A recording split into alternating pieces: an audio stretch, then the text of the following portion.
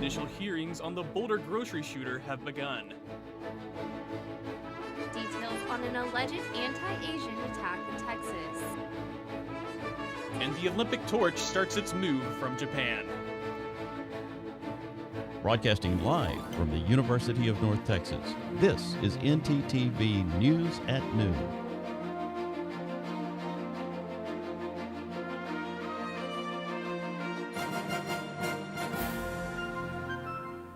Thanks for joining us on ntTV News at Noon. I'm Hannah Gonzalez. And I'm Blake Weiland. Today, the Colorado grocery store shooting suspect made his first appearance in court as lawmakers argue over stricter gun laws and friends and family remember their loved ones. CNN's Dan Simon reports. A memorial is growing outside the King Soopers in Colorado as the community mourns the victims of Monday's mass shooting. Denny Stong was the youngest victim Monday, just 20 years old. He was really passionate. Denny had a work ethic like no one else that I've ever met. He worked with Ricky Olds, a manager at the store. Sad in that she didn't get to experience motherhood. She didn't get to experience marriage. She was 25 years old. Suzanne Fountain was an actress. Her friends say she had a smile that could cheer anyone up. She was authentic, down to earth, a lovely hostess. Boy, did you eat and drink well when you went to her house. A beautiful actress. People lined the streets to watch a procession and say a final farewell to Boulder police officer Eric Talley. They are among the 10 people who lost their lives in the massacre.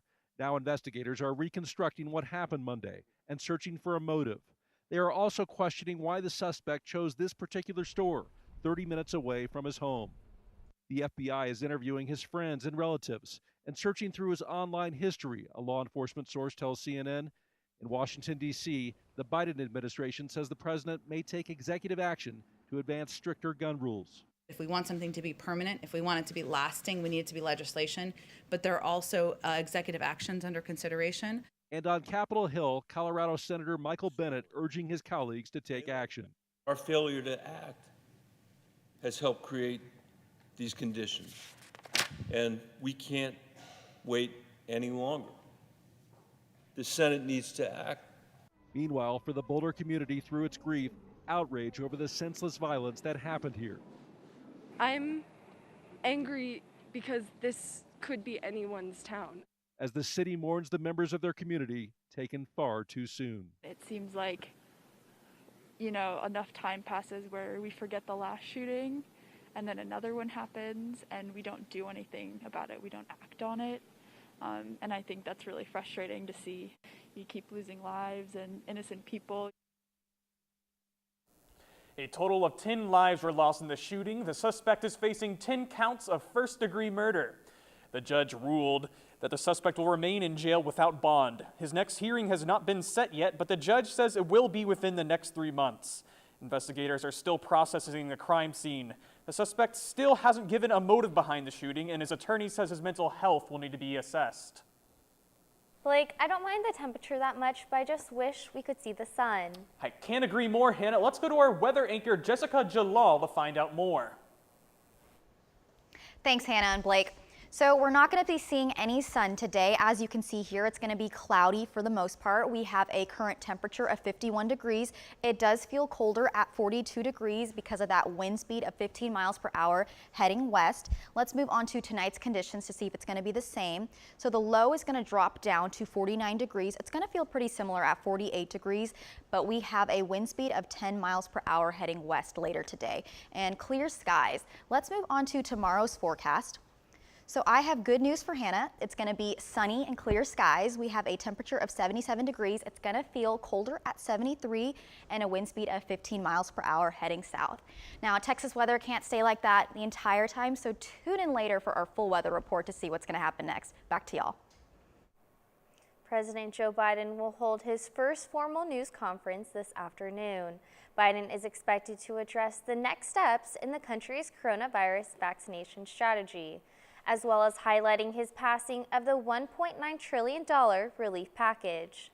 He is expected to face criticism for his recent call to ban assault weapons.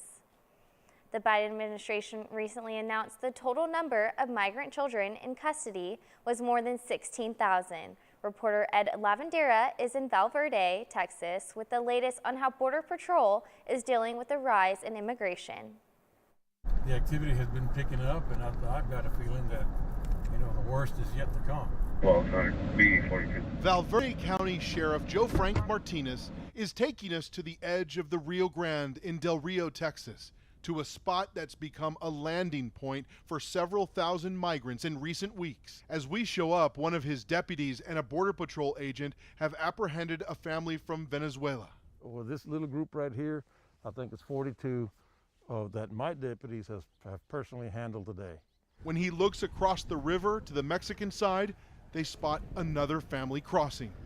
We notice there are two men guiding the family through the safest part of the river. The current here can be deadly. A young girl is being carried on a man's shoulders. The law enforcement agents are waiting. As the migrants reach the shore, one tells me they're also from Venezuela. One of the guides throws a bag of dry clothes to the Border Patrol agent. After that, the two men turn around and splash through the river back to Mexico. It's unclear what will happen to these migrants, but many families are being allowed to wait out their immigration cases in the United States. It just hits you. It just hits you. You feel for them. Sheriff Martinez says frustration is growing over scenes like this unfolding in remote border towns like Del Rio. What's your message to President Biden then, right now? We don't know what the plan is. In my opinion, the policy makers came in with a policy change, but they had no plan in place to implement that plan. So this is what we're seeing. People are going to continue to come in mass numbers. People are going to die, but something has to be done quick. Last week in this area, 8 undocumented immigrants were killed in a high-speed car crash. Authorities say the driver was a suspected smuggler trying to get away from state troopers. Call the boat, man. And a fisherman captured video of migrants struggling in the Rio Grande. Border Patrol says 2 people drowned as they tried to get away from agents. Del Rio Mayor Bruno Lozano, a Democrat, says his small town of about 36,000 people doesn't have the resources to deal with the surge of migrants. Where's the plan of action? I believe that the things that they're doing now are Band-Aids.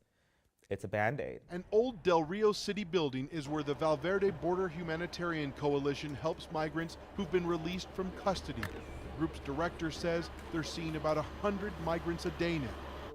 Wadner Demi and his family crossed the river into the U.S. earlier this week. He says he escaped Haiti 4 years ago after his brother was murdered because he couldn't pay a $100,000 ransom. Wadner says he and his family have traveled through South and Central America for 4 years to get here. Contento, llorando. Llorando. Sí. He says reaching the U.S. made him cry tears of joy. Yo estoy buscando ese país mucho tiempo, estoy buscando. Este país? Sí. He said, I've been looking for this country for a long time. Sí. The Biden administration also announced 2 new intake sites in Texas for migrant children. The sites are located near El Paso and the Lackland Air Force Base in San Antonio. For low-income, underserved, and rural communities, COVID-19 vaccines are finally on their way. The Biden administration has said it will spend $10 billion to help these communities get their vaccines. As part of its efforts to expand access, the Department of Human and Health Services will dedicate $6 billion to community health centers in order to expand COVID-19 testing, vaccinations, and treatment. Training for healthcare centers will also be included in the funding, along with building confidence in the vaccine itself.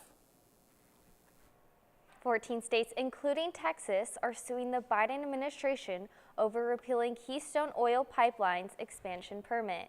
A coalition of 13 states, led by Louisiana, filed one lawsuit on Wednesday. Wyoming then filed a separate lawsuit on their own. The repeal of this cross-continental oil pipeline expansion comes as the Biden administration attempts to cut down CO2 emissions to help curb climate change. The Louisiana lawsuit argued that the president's repeal will harm communities dependent on oil and gas drilling, as well as drive up energy prices. When we come back, we'll talk about how Texas is responding to anti-Asian attacks. And we'll tell you about Texas's upcoming special election. Stick around. Okay, that's perfect. But I had a great time talking to you today. I have one more question. Is wrestling really real? What?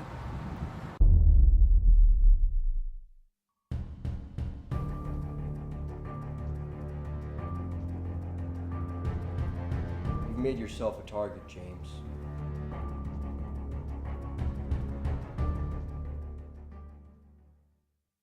UNT is more than 125 years in the making. To find new solutions, we create a new point of view. We know what's possible when creativity, originality, and independent thought converge. We're ranked a Tier 1 research university. We're home to excellence the size of Texas. Define your future at UNT and soar to new heights.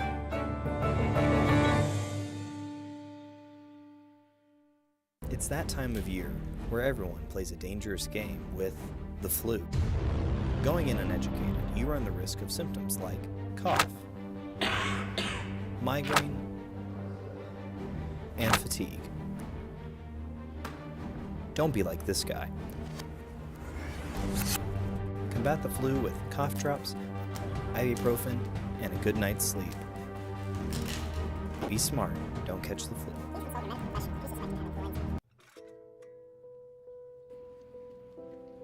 When you park in front of the ramp, somebody can't make it up the ramp. When somebody can't make it up the ramp, they miss their class. When they miss their class, they fail their final. When they fail their final, they drop out of school. If you drop out of school, you get a face tattoo from a guy named Scorpion. Don't get a face tattoo from a guy named Scorpion. Be courteous. Don't block wheelchair ramps.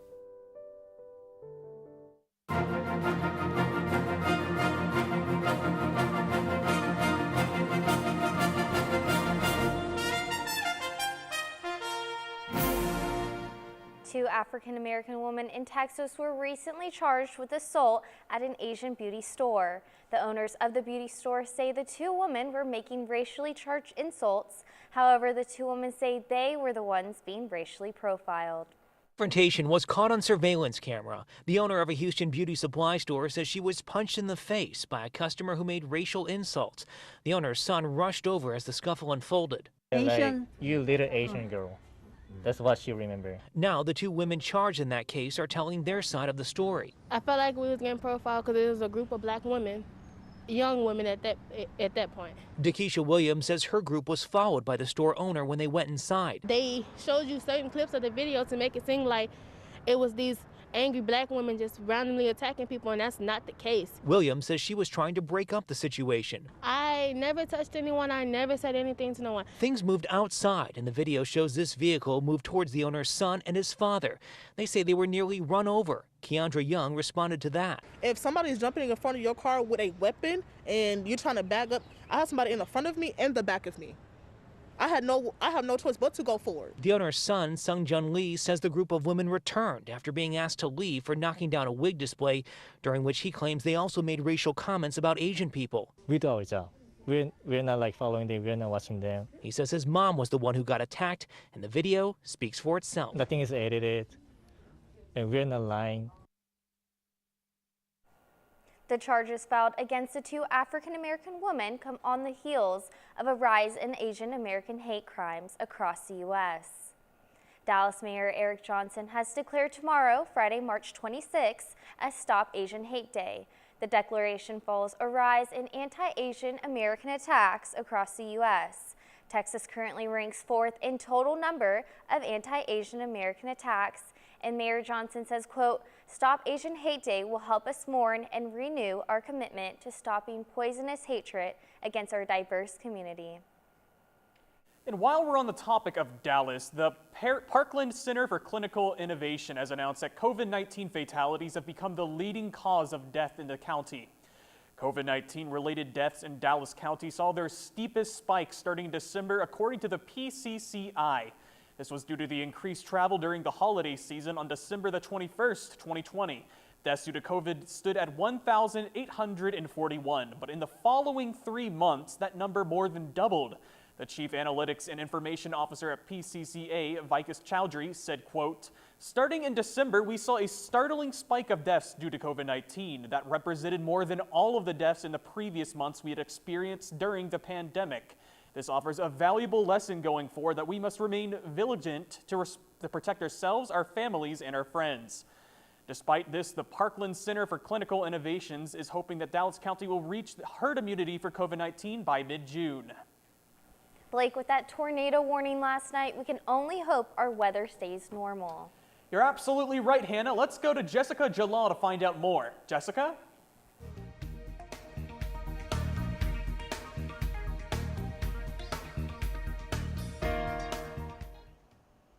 Thanks, Blake. So we're not expected to see any more tornado warnings for today, but we do have cloudy skies and we had a bit of rain this morning, but are not expected to see any more rain today. As you can see, if you're just tuning in, our temperature in Denton, Texas is at 51 degrees. We have similar temperatures all across North Texas with 54 degrees in McKinney. If you're heading to Dallas, it's 56 degrees and 51 degrees in Fort Worth. Let's zoom out and take a look at our temperatures across the state of Texas. So if you see here down in Houston, we have 71 degrees. That is our warmest temperature. 60 degrees in Austin. That's the next warmest temperature. And then all across North Texas and over here in El Paso, we have similar temperatures at 40 to 50 degrees. Now let's take a look at our full weather forecast. So the high for today is 67 and the low is 48. Once again, that 30% chance of rain was from earlier today. Tomorrow is going to be sunny and clear skies. And as you can see, week every other day we're going to have a little bit of rain. Expected on Saturday, it's going to be 71 for the high and a low of 50.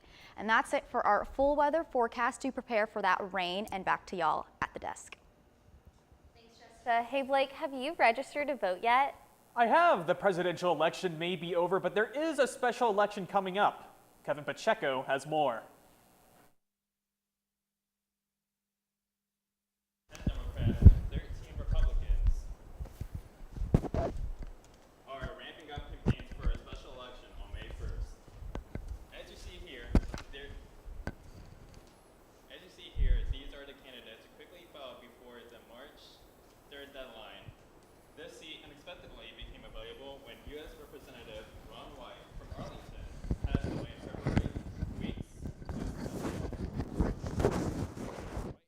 Seat back in 2018 by 8 points and 2020 by 9 points.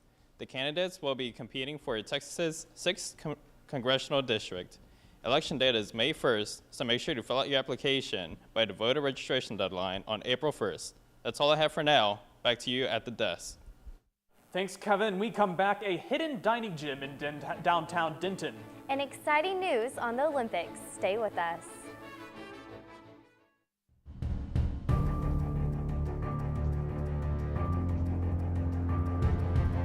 You've made yourself a target, James.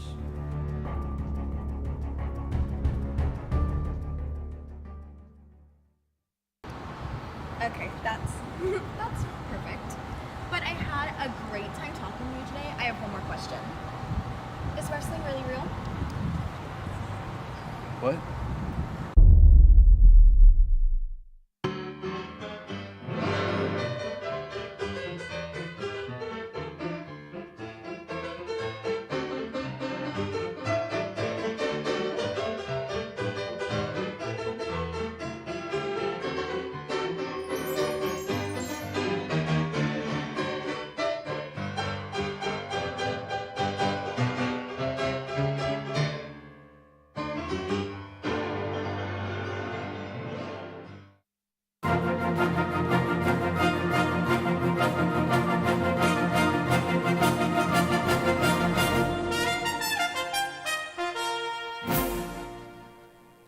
I've been craving some food, but I can't decide what to eat. Any suggestions? Well, our segment anchor, Ryan Shelton, has just a spot for you.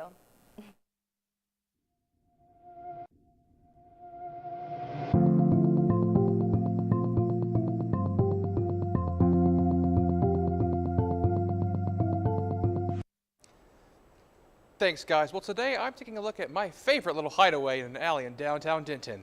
This is Komodo Loco.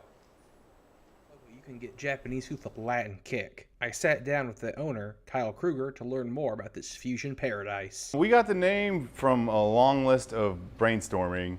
We had pages of thoughts and ideas. Kimono Loco was one that was on the list that we thought sounded cool and it seemed to fit, and then we're like, well wait, Komodo, that makes way more sense. So we went with that, and it seemed fitting with, we were trying to come up with something a little different. I mean, we were kind of basing it on the location and not just what we thought we wanted to do. In fact, we came up with the concept after we agreed to take the location. You hear it everywhere, but I always say everything's great. You know, you could close your eyes and point and you'll be happy, but some of the staples I would say is the Loco Dragon Roll, bao buns, if they're like little pork and chicken buns that have like, kind of look like a marshmallow, you know, kind of like a taco, but way different. They're really good. The idea is just fun, relaxed, comfortable, delicious food, great service is what we aspire to create here. And of course, I had to learn about my favorite dish, tachos. Smoked pork and queso and Korean barbecue sauce and spicy mayo and all these things. We have a kimchi version and a lotte version.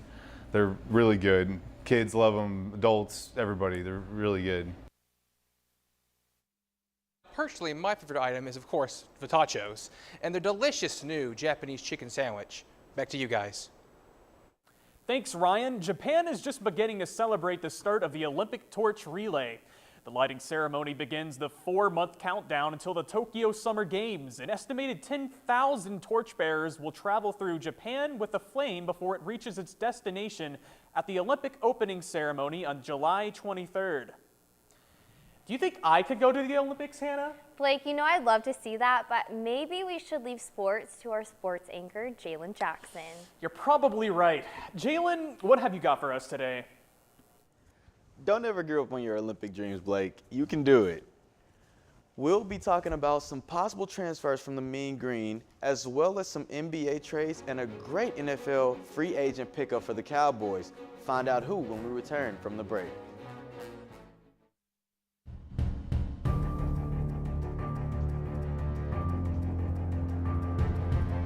You've made yourself a target, James.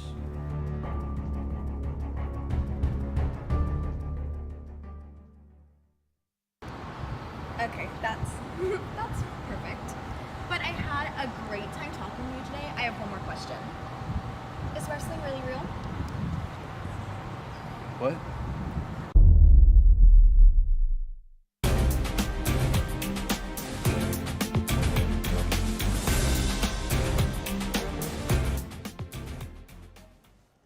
Ending a history-making season, the Mean Green will possibly be missing 2 key pieces from the team. Senior James Reese and sophomore Jalen Jackson have both entered the transfer portal. Reese was a key player for the Mean Green, being ranked 2nd on the team, while Jackson was looking for more play time. The Mean Green will have some returning players, but will likely lose about 4 players from their current roster. The NBA trade deadline is today, and it's already been insane. In breaking news, the Orlando Magic are trading 2-time All-Star Nikola Vucevic and Al-Farouq Aminu to the Chicago Bulls in exchange for Otto Porter, Wendell Carter Jr., and 2 first-round picks. The Magic are also finalizing trades that would send guard Evan Fournier to the Boston Celtics for 2 second-round picks and Aaron Gordon to the Denver Nuggets for Gary Harris, R.J. Hampton, and a first-round pick. The deals are expected to be the first of many today involving high-profile players. Kyle Lowry is also among the high-profile names being discussed in trade talks. It's reported that the Philadelphia 76ers, Miami Heat, and LA Lakers are among the teams most interested in the 6-time All-Star. Plus, early this morning, former Dallas Mavericks player DeLon Wright was traded to the Sacramento Kings for guard Corey Joseph and 2 second-round picks. The trade deadline ends today at 2 p.m. The Dallas Cowboys are finally making moves in free agency. Dallas has agreed to a 1-year deal with former Lions safety J-Ron Kearse. The 7th-round pick out of Clemson spent his first 4 seasons as a backup for the Vikings before starting 7 games for the Detroit Lions last year. Detroit waived him in December before he signed to the Baltimore Ravens practice squad. Kearse now lands in Dallas, where he will have a chance to start at safety. Thanks, Jalen. In the wake of Monday's deadly shooting in Boulder, Colorado, a memorial is growing at the scene to honor the 10 people who lost their lives. To help the grieving community, a few furry friends are offering comfort in those in mourning. I'm sorry you had to go through this. Grief can look many different ways. It can be a quiet mourning or a small tribute. But for others, no words, no flowers can do it justice. Where's Cubby? Sometimes all you need, Good girl, is a little comfort. You're welcome to pet her. When words don't suffice, Good girl, Cubby. look to those you can embrace. We call them fuzzy little bridges that connect us to people. We're not counselors and we don't do a lot of talking. We're just with them and present in the state in the grief that they're dealing with. And the dogs are the comforters. Yeah, good girl. That is something this town can use a lot of. We're sorry what happened. We hope you, yep. Bonnie Fear and her comfort dogs get that. I'm so sorry. That's the thing about tragedy. It makes you seek solace any way you can. Chaplain Jack Rasmussen gets that. We're all trained for emotional and spiritual care. So we meet with individuals and we pray with them, and that people need to grieve. People grieve best when they can relieve that anxiety from their heart and express it. Once they express it, they realize that there is hope to be had. That's all you can ask for. At a time when all feels lost, never give up on hope. Yes, indeed. Blake, my heart goes out to the Boulder community. We wish only the best for those affected by this tragedy. Thanks for watching ntTV News at noon. Join us again tomorrow here on North Texas Television.